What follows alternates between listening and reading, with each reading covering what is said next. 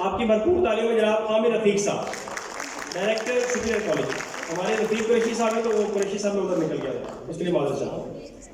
جناب عامر رفیق صاحب.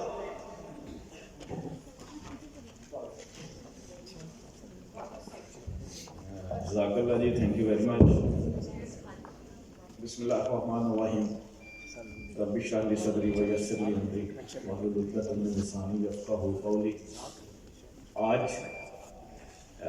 ایسما کی طرف سے ایجوکیشنل کانفرنس منعقد کرنے پر میری طرف سے دل کی اتھاہ گہرائیوں سے مبارکباد دینا چاہوں گا. جناب ابرار احمد خان صاحب، ان کے ساتھ عدنان صاحب موجود ہیں، چودھری فرقان صاحب، امجد صاحب، شکیل صاحب یہاں بیٹھے ہوئے تھے، شاہد صاحب. یہ وہ دوست ہیں جنہوں نے میرا ایپسما کے ساتھ تعارف کروایا، اور یہ تعارف جیسے جیسے دن گزرتے گئے یہ پیار اور یہ محبت اس میں اضافہ ہوتا گیا. اور اس میں جو سب سے بڑی وجہ تھی وہ یہ تھی کہ ان دوستوں سے مل کے مجھے کبھی بھی احساس نہیں ہوا کہ میں کسی ایسوسی ایشن سے مل رہا ہوں. مجھے ایسے ہی لگا کہ جیسے یہ ہم ایک فیملی ہیں، ہم سب کا تعلق شعبہ تعلیم کے ساتھ ہے اور تعلیم سے وابستہ ایک فیملی کے ساتھ میرا ٹائم گزر رہا ہے. تو آج کی اس تقریب میں مجھے مدعو کرنے پر میں آپ کا شکریہ ادا کرتا ہوں. ایک چیز جو مجھے آج بہت اچھی لگی جب مجھے انویٹیشن ملا، یہ ایجوکیشنل کانفرنس جو یہاں پہ منعقد کی گئی ہے، یہ ایجوکیشنل کانفرنس میں کہوں گا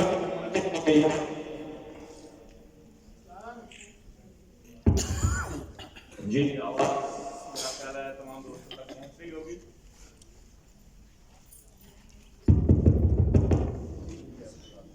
یہ اسے میں سمجھتا ہوں کہ یہ ایک بہت بڑا ویژن ہے، اس کے پیچھے ایپسما کا ویژن ہے. کیا وجہ یہ دوست سارے کے سارے یہاں پہ اکٹھے ہو گئے؟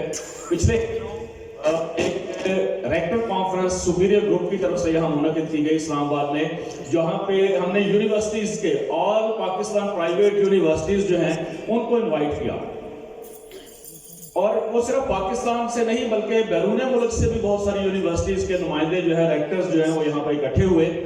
آج مجھے یہ دیکھ کے بہت زیادہ خوشی ہوئی کہ ایک خوبصورت ویژن کو لے کے ایپسما بھی چل رہا ہے، اور آج یہ جو لوگ یہاں پہ اکٹھے ہوئے ہیں یہ ایک دوسرے کے ساتھ شیئرنگ کریں گے، یہ اپنے ایکسپیرینس شیئر کریں گے، یہ دیکھیں گے کہ ہم لوگوں کو اپنے اپنے علاقوں میں اپنے اپنے اسکولوں میں کیا اچھا کر سکتے ہیں، کیا بہتر کر سکتے ہیں آنے والے دنوں کے اندر. جو یہاں پر بڑے بڑے اسکولز ہیں ان کے جو ایکسپیرینس ہے وہ ان کے ساتھ شیئر ہوں گے. ایک بات میں اکثر جہاں بھی مجھے موقع ملتا ہے چند باتیں میں ضرور شیئر کرنا چاہتا ہوں اپنے اساتذہ کے ساتھ. میں اپنے کالجز میں بھی کر رہا ہوتا ہوں، میں اپنے سکولز میں بھی کر رہا ہوتا ہوں. Superior group of colleges, the largest institute of Pakistan, fastest growing institute of Pakistan, جس کے 200 کیمپسز اس وقت پورے پاکستان میں کام کر رہے ہیں.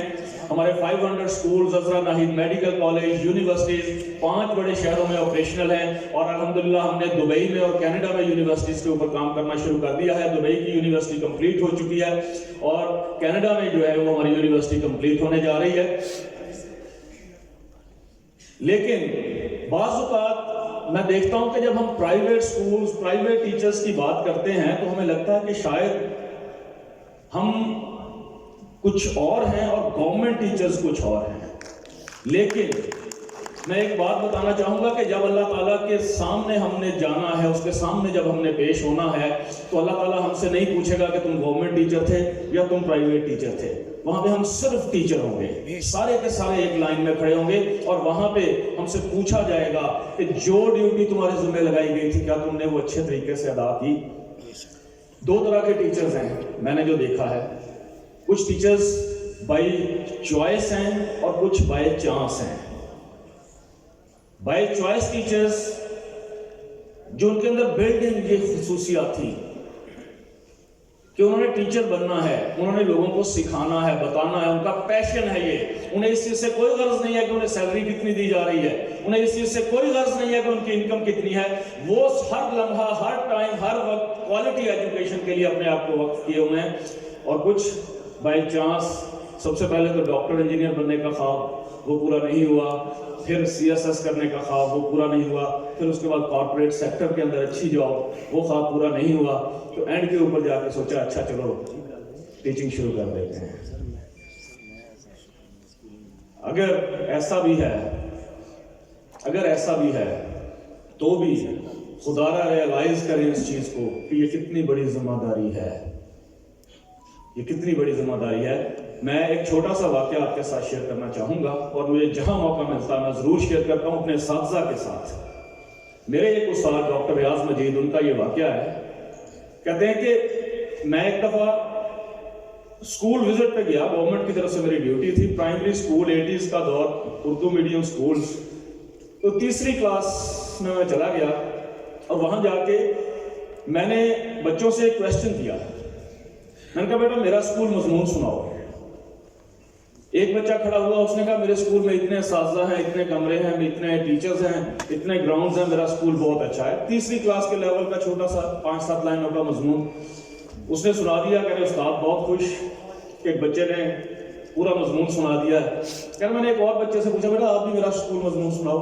उसने भी कहा मेरे स्कूल में इतने कमरे हैं, इतने साजा, इतने ग्राउंड हैं, मेरा स्कूल बहुत अच्छा है। उस्ताद फिर बहुत खुश हुआ, जो क्लास में टीचर खड़ा था। कहते एक पीछे बच्ची बैठी हुई थी, मैंने उसे कहा बेटा आप भी मेरा स्कूल मजमून सुनाओ। तो वो खड़ी हुई, उसने कहा मेरा स्कूल बहुत अच्छा है, इसमें इतने असातिज़ा हैं, इतने कमरे हैं, वहां में ब्रेक होती है और ब्रेक में हम स्टापू खेलते हैं।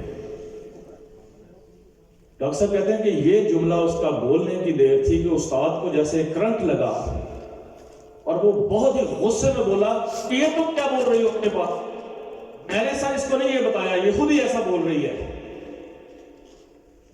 डॉक्टर साहब कहते हैं कि वो बच्ची सहम गई, डर गई और मुझे दुख हुआ अपने उस उस्ताद के ऊपर कि पूरी क्लास में एक बच्ची मुझे ऐसी नजर आई जिसमें कोई तख्लीकी सलाहियत मौजूद थी, जो अपने पास से एक लाइन तख्लीक कर सकती थी कि हम स्टापू खेलते हैं वहां पे। लेकिन हमारे उस्ताद ने उसकी उस सलाहियत को उस दिन कत्ल कर दिया। वो तो चाहता था कि जो 4 लाइनें उसने पढ़ाई हैं वही उसे वो रिपीट करके दे दे बस। तो डॉक्टर साहब कहते हैं कि उस दिन मुझे एहसास हुआ अपने निज़ाम तालीम का कि वो बच्ची जो एक कॉम्पल से फूल बनने जा रही थी, उसे उसी दिन मसल दिया गया, वो कॉलेजेस में जाएगी, वो यूनिवर्सिटीज में जाएगी, वो कभी भी कुछ तख्लीक करने की जुर्रत नहीं करेगी क्योंकि उसे डर होगा कि उसका उस्ताद उसे झिड़क देगा। उसे डर पैदा कर दिया कि शायद वो जो खुद तख्लीक करेगी वो गलत होगा। हमें देखना है कि हम रोजाना कहीं ऐसा तो नहीं कर रहे कि बहुत सारे बच्चों की बहुत सारी सलाहियतों को हम कत्ल कर रहे हैं, उन कॉम्पलों को फूल बनने से हम रोक रहे हैं। मैं अपने पेरेंट्स से कहा करता हूं कि आपका बच्चा अगर अपनी मर्जी का ड्रेस पहनना चाहता है तो उसे इजाजत दें पहनने की, अपनी मर्जी मत थोपें उनके ऊपर कि ये नहीं अच्छा ये अच्छा है। हम यहां पर भी उस बच्चे को मैसेज दे रहे होते हैं कि तुम्हारी चॉइस गलत है, तुम्हारी चॉइस बुरी है, तुम्हारी चॉइस अच्छी नहीं है। रोजाना की बुनियाद छोटे छोटे मैसेजेस हम स्टूडेंट्स को दे रहे होते हैं। हम बता रहे होते हैं तुम नालायक हो, तुम कुछ नहीं करते, तुमसे नहीं होता, तुम नहीं कर सकते, तुम गलत हो। छोटे छोटे बच्चों को गलती बताने की क्या जरूरत पड़ी हुई है अगर उसने गलत भी कर दिया तो इंशाअल्लाह ताला मैं समझता हूं, मेरा इस चीज के ऊपर कामिल यकीन है कि इस पाकिस्तान के अंदर अगर तब्दीली कोई ला सकता है। बड़े बड़े लोग नारे लगाते हैं, बड़ी बड़ी बातें होती हैं, हमने ये बना दिया, हमने ये कर दिया। अगर तब्दीली कोई ला सकता है तो वो ये उस्ताद है जो यहाँ पे मेरे सामने बैठा हुआ है। इसके अलावा इस पाकिस्तान में तब्दीली नहीं आ सकती। पाकिस्तान उस वक्त तक तरक्की की मनाजिल तय नहीं कर सकता जब तक ये हमारा उस्ताद जो है ये उस तब्दीली की बुनियाद नहीं रखेगा। और ये बुनियाद हमें अपने आप से इसका आगाज करना पड़ेगा। और जब हमने अपने आप, बहुत आसान तरीका है कि हर इंसान अपनी जात से आगाज करे और इस तब्दीली को पहले अपने ऊपर लाए और फिर उसके बाद वो अपने स्टूडेंट्स के अंदर मुंतकिल करे। हमें जिंदगी में अगर एक शख्स ने एक स्टूडेंट की जिंदगी बदल दी, एक स्टूडेंट की जिंदगी बदल दी, अगर تو میرا خیال ہے کہ اس کی آخرت کے لیے اتنا ہی کافی ہے. بہت بہت شکریہ آپ سب کا. Thank you very much. آخر میں جاتے جاتے اپنے اساتذہ کے نام ایک شعر کہ جب اپنا قافلہ عزم و یقین سے نکلے گا، جہاں سے چاہیں گے رستہ وہی سے نکلے گا. وطن کی مٹی مجھے ایڑیاں رگڑنے دے، مجھے یقین ہے چشمہ یہی سے نکلے گا. پاکستان زندہ باد.